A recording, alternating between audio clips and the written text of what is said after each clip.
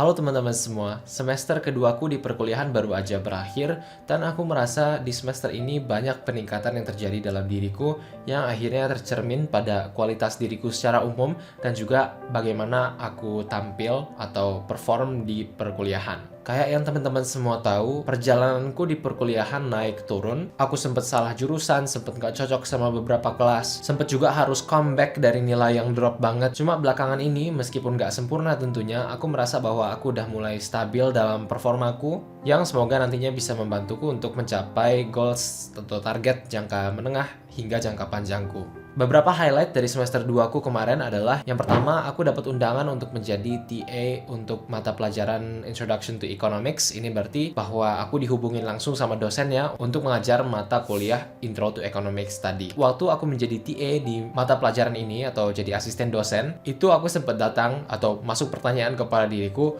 yang dilontarkan oleh orang-orang yang ada kelas yang aku TA-in atau aku asdosin, yang bertanya kepadaku bahwa, "Zahid, ini apakah kamu dianggap dosennya sebagai semacam prodigy atau kayak anak emas atau anak luar biasa dengan potensi yang nggak ada batasnya gitu, sehingga kamu ditunjuk jadi asdos?" Jawabanku di situ adalah enggak, aku enggak ditunjuk jadi asdos karena aku super pinter. Menurutku aku biasa aja. Emang aku merasa bahwa kalau jujur, effortku untuk belajar itu lebih dari mayoritas kelas. Itu mungkin bukan karena akunya rajin atau gimana-gimana, tapi karena aku berhasil milih jurusan dan kelas yang cocok dan aku suka. Sedangkan bagi orang lain itu terasa seperti bekerja, tapi bagiku itu terasa seperti bermain.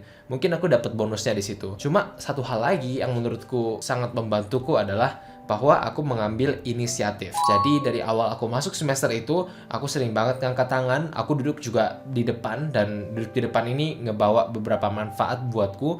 Misalnya yang pertama ya, dosennya jadi lebih kenal kita, ini sangat membantu, terutama kalau di perkuliahan tuh nggak kayak guru yang gurunya effort buat tahu dan kenal siapa kita, tapi kitanya yang harus kayak effort untuk kenal siapa dosennya dan coba untuk mempromosikan diri kita di depan dosennya. Bagiku duduk di depan itu adalah salah satu cara yang efektif karena kita pastinya dilihat duluan. Satu lagi bonus yang aku dapatkan dari duduk di depan adalah aku jadi nggak malu untuk ngangkat tangan. Ini adalah salah satu hal yang ngebuatku, menurutku, dinotis sama dosennya. Kalau misalnya aku duduk di belakang, itu kadang aku merasa agak takut untuk ngangkat tangan karena ketika aku ngelihat di depanku itu lautan manusia, aku jadi udah ciut duluan. Tapi kalau aku duduk di depan, seringkali di depanku itu nggak ada orang lagi selain profesornya, jadi rasanya itu kayak aku lagi tutoring one on one dan lebih gampang aja rasanya bagiku buat ngangkat tangan. Dengan ini, aku jadi lebih bisa nunjukin kapasitasku dan juga kadang nanyain pertanyaan yang sebenarnya gak penting mungkin atau terdengar bodoh, gak peduli. Yang penting aku udah coba untuk kayak kontribusi di dalam kelasnya dan itu diapresiasi oleh dosen. Jadi pas ditanya, apa keajaibanmu yang membuatmu dipilih jadi TA di semester kedua, yang mana jadi TA di semester 2 ini nggak umum dilakukan? Jawabanku di situ adalah ya karena aku ambil inisiatif, dosennya jadi tahu aku siapa. Itu yang tadi satu di kelas. Terus di luar kelas aku juga ngambil inisiatif dalam memanfaatkan office hours. Aku nggak tahu bagaimana praktiknya di Indonesia, cuma sepengetahuanku waktu kuliah di ITB kemarin juga ada office hours yang terbuka, tapi mungkin promosinya juga nggak jor-joran banget. Jadi kita harus agak tahu cari inisiatif sendiri, mungkin juga kenal sama dosen-dosennya dan office hours-nya kayak gimana. Cuma yang di Jepang ini menurutku dia dari awal emang udah menekankan office hours-nya dan cukup jelas juga nemuinnya di mana, ruangannya di mana, gimana cara atau alur untuk kita booking sesi dengan dosennya. Dan kalau kasusku waktu itu adalah tinggal kirim email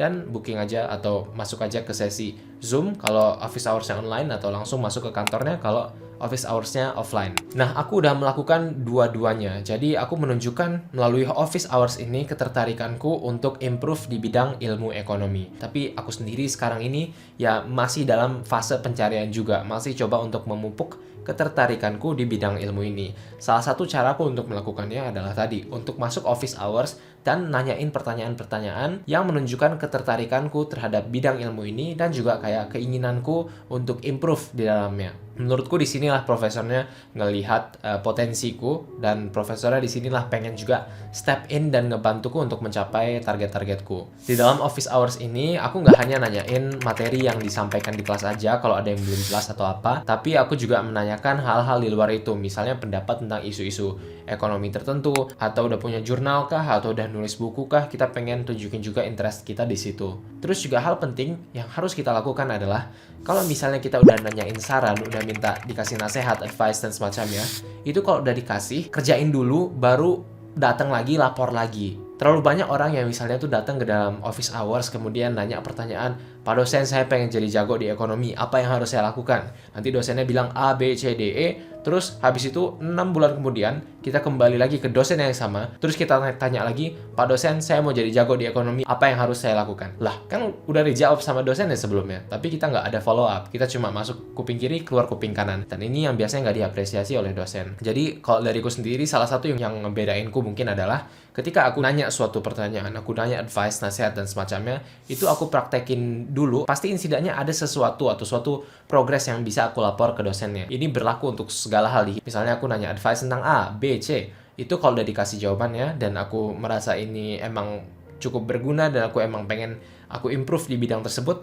ya aku kerjain dulu, baru aku lapor ke mentornya. Dalam kasus ini adalah dosenku. Dan disitulah dosen merasa senang, karena ternyata advice-nya beneran kepake. Dan bagi orang yang ngasih advice, ketika mendengar bahwa advice-nya itu berhasil, itu katanya terasa seperti permainan bagi mereka. Jadi mereka semakin senang untuk memberikan advice lebih baik, dan juga mereka mengasosiasikan diri kita dengan hal-hal atau trait atau karakter yang positif. Disinilah menurutku salah satu alasan mengapa aku jadi lebih dinotis oleh pak dosennya, karena aku udah ngambil inisiatif dan semacamnya. Dan tentunya kalau di perkuliahan ngambil inisiatif kadang juga nggak cukup. Memang ini akan memberikan atau bikin kita menjadi lebih menonjol, tapi kalau misalnya konteksnya adalah dunia akademik, pastinya kita juga harus menunjukkan hasil yang bagus di perakademikan. Kita dalam artian bahwa nilai kita harus oke. Mungkin nggak harus yang terbaik, tapi harus cukup bagus. Setidaknya nyentuh kata cukup aja udah oke. Misalnya garis cukupnya itu di sini, kita harus udah lewat sini dulu. Dan kalau misalnya kita ternyata di sini, ya itu anggap sebagai bonus. Aku juga begitu. Aku merasa bahwa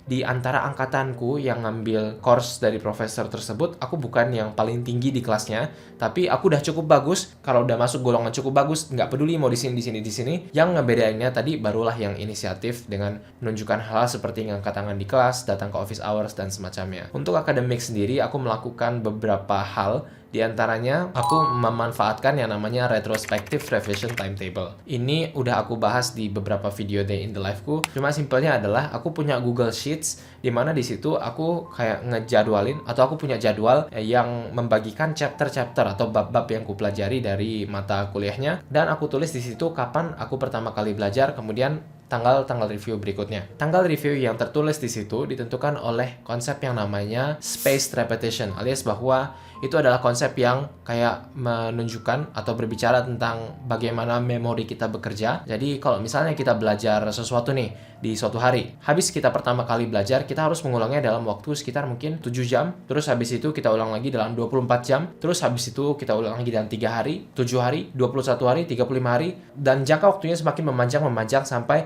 kita butuh misalnya cuma review itu sekali dalam 1 tahun. Dan itulah yang digunakan oleh konsep revision timetable. Jadi ini kita nyicil setiap kali habis kelas tuh, nyicil sedikit-sedikit. Yang penting kita nerapin konsep tersebut. Jadinya aku nggak pakai lagi metode kayak yang biasa aku pakai di SMA, yang itu metode dimana aku belajar seminggu sebelum ujian atau sehari sebelum ujian. Tapi aku udah pakai tadi dengan Google Sheets. Udah habis aku review itu tanggalnya aku kasih warna merah, kuning, oranye, hijau, tergantung level pemahamanku. Dan ini juga membantu proses revisinya terasa seperti game. Satu komponen penting juga dari belajarnya adalah aku sering nge-quiz diriku sendiri.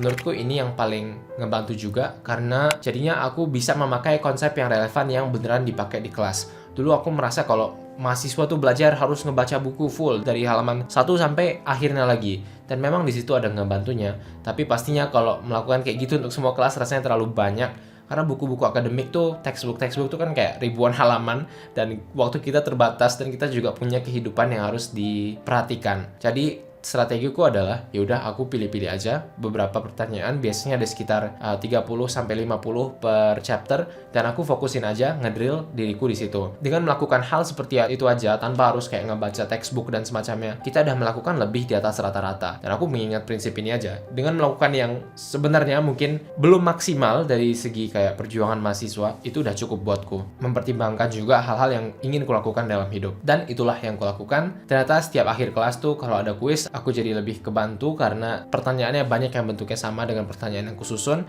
Itu biasanya juga yang kususun ini terinspirasi dari pertanyaan yang sudah ditanyakan di kelas sebelumnya atau dari textbook yang menjadi acuan si dosen yang biasanya itu udah dikasih tahu di silabus sebelum kita masuk atau memilih kelasnya. Selain itu juga di semester lalu aku lebih tahu kapasitasku rasanya. Aku jadi lebih tahu berapa SKS yang mau ku ambil, berapa macam organisasi yang pengen ku ikuti di channel YouTube, apalagi yang pengen ku tambah, yang pengen ku kurangi. Itu aku lebih tahu kapasitasku, tidak hanya sebagai mahasiswa tapi juga sebagai orang secara umum, karena ya semua yang di dalam hidup kita kan pasti ada pengaruhnya ke yang lain. Terus aku juga lebih inisiatif dalam berteman dengan orang, jadi aku lebih tahu percaya diri dalam bergabung dengan diskusi-diskusi dengan kelompok-kelompok yang udah punya goals yang cukup jelas. Aku masukkan diriku ke sana, memberikan value yang bisa kuberikan sehingga mereka memberikan sesuatu bagiku balik. Karena di perkuliahan tuh seringkali banyak banget opportunity yang datang itu karena word of mouth, alias orang ngomong A ke sini, terus yang ini ngobrol ke sini, terus opportunity-nya nyampe ke kita, baru kita balik lagi ke akarnya tadi. Yang jelas aku merasa bahwa aku bisa ada di posisi sekarang, tentunya terlepas dari privilege dan keuntungan, keberuntungan dan semacamnya, itu karena aku berani ngambil jalanku sendiri. Dan ini menurutku pelajaran yang terpenting juga yang harus teman-teman tanamkan. Kita harus berani ngambil jalan kita sendiri, mempertimbangkan segala hal yang bekerja untuk kita, termasuk privilege, hak istimewa dan semacamnya, dan juga opportunity dan minat bakat kita. Memang sekarang gampang bilangnya, di posisiku saat ini, dengan bisnisku yang jalannya alhamdulillah lancar, ada di posisi ini dengan cara yang gampang, privilege-nya banyak, ini dan itu. Tapi kalau ditarik lagi ke masa tahun 2021 sekitar April Mei seperti itu, aku out dari jurusanku, aku nggak tahu mau ngapain, nggak jelas masa depanku kayak gimana. Narasi orang-orang tentangku itu sangat-sangat negatif, dan di situ aku juga sama kayak mereka. Aku percaya dengan apa yang mereka bilang, bahwa emang aku kayaknya nggak jelas masa depanku, dan ya itu adalah salah satu fase terpuruk. Tapi di sisi yang lain aku tetap punya kepercayaan diri yang cukup kuat. Aku tahu bahwa cukup banyak hal sulit yang aku lakukan di hidupku kemarin, dan hal sulit yang sudah pernah aku lakukan itu adalah jadi bekal bagiku untuk mengambil banyak resiko dan ngetes keberuntunganku berikutnya seperti apa. Bagian besar dari itu semua terjadi karena kita berani untuk ngebuat jalur kita sendiri. Semester kedua aku baru aja selesai, dan sekarang aku ada libur sekitar 2 bulan yang aku pakai biasanya untuk lebih santai, nggak terlalu fokus ke habits dan semacamnya. Ini waktunya bagiku buat jadi lebih kreatif, melakukan hal-hal yang udah lama aku tunda, dan ya aku excited untuk apa yang akan datang. Terima kasih teman-teman sudah menonton video ini, sampai jumpa pada video berikutnya.